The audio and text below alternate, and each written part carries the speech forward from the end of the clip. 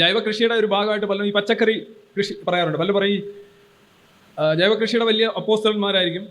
കടകളിൽ ചെന്നിട്ട് നോക്കും, ഓരോരോ സാധനങ്ങൾ അവിടെ ഇരിക്കുന്നു, പഴം ഇരിക്കുന്നു.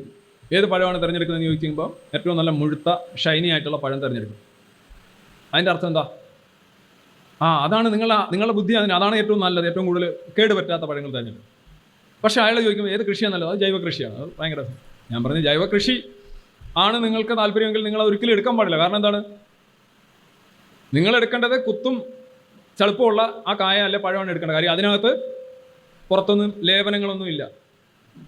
അതുകൊണ്ട് ഈച്ചയും മറ്റും അവിടെ വന്നിരുന്നു കുത്തി പഴുപ്പിച്ച് വെച്ചിരിക്കുക. അതാണ് നിങ്ങൾ എടുത്തുകൊണ്ട് പോകേണ്ടത്. മറ്റേത് ഒരു പ്രശ്നവും ഇല്ലാതിരിക്കുന്നുണ്ടല്ലോ, അതിനകത്ത് പ്രശ്നമാണ്, അതിനകത്ത് എന്തോ തേച്ചിട്ടുണ്ട്, അതാണ് കീടങ്ങൾക്ക് അടുക്കാൻ പറ്റാത്തത് എന്നല്ലേ കരുതേണ്ടത്.